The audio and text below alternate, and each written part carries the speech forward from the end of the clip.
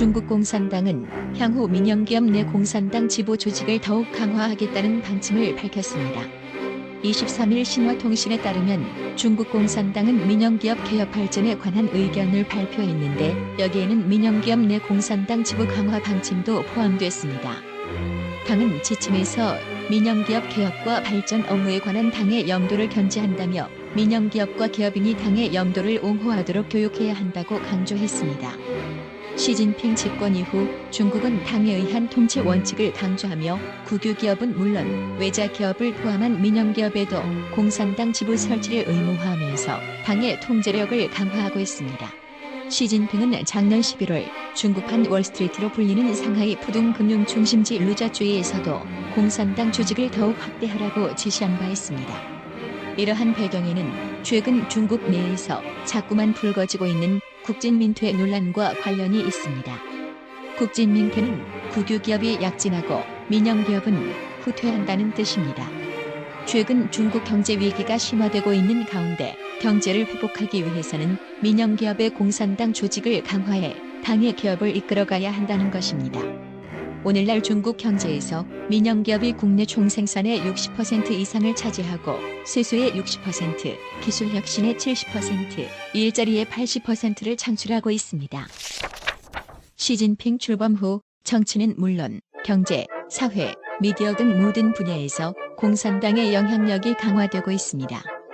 비록 중국이 사유재산 보호 규정을 공식 도입했으나 사회주의 체제 아래 국유기업 중심의 공유제 경제가 여전히 비대한 상황입니다. 시진핑은 집권 2기부터 가장 역점을 둔 게 당건설입니다. 당원이 있는 곳이면 어디든 당 조직을 설립해야 한다고 강조했습니다. 그가 특별히 지목한 게 바로 민영 IT 회사였습니다. 대표적으로 알리바바의 머윈전 회장이 공산당의 압력에 의해 사퇴를 한 사례를 들고 있습니다. 머윈 전 회장이 지난해 은퇴할 당시 공산당 지도부가 압박한 사실이 알려지기도 했습니다. 이후 민영기업인들은 자신들의 사유재산도 당에 몰수될 수 있을 것으로 생각했고 당의 눈치를 볼 수밖에 없었습니다. 대부분 회사들은 직원들 중에서 공산당원을 뽑아 당 지부 조직을 이끌도록 했습니다. 큰 회사들은 거액을 들여 외부에서 큰 인물을 영입했습니다. 당과의 관계를 조화롭게 풀어나갈 로비스트가 필요했던 것입니다. 중국에는 당원이 있는 곳이면 어디든 당 조직을 건설할 수 있습니다.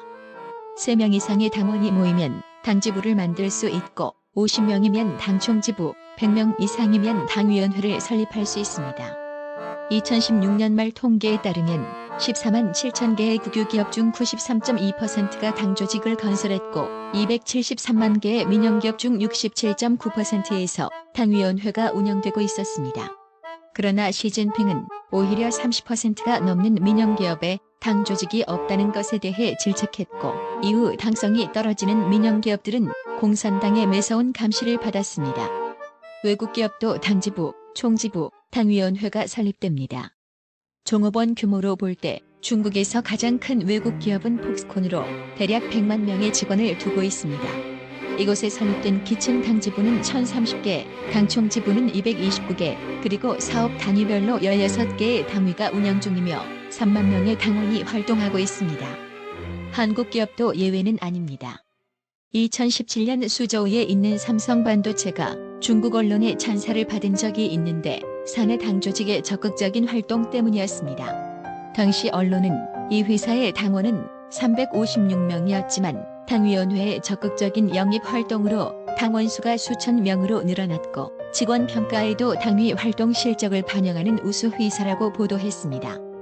베이징 현대차도 당지부 설립 당시 당원이 76명이었지만 현재는 1260명을 넘었습니다. 2016년 말 10만 6천 개의 외국 기업 중 70%의 당 조직이 건설됐으며 지금은 훨씬 더 많아졌습니다. 공산당이 외국 기업 경영에까지 관여해 공산당 이론을 강요하며 기업을 통치하고 있습니다.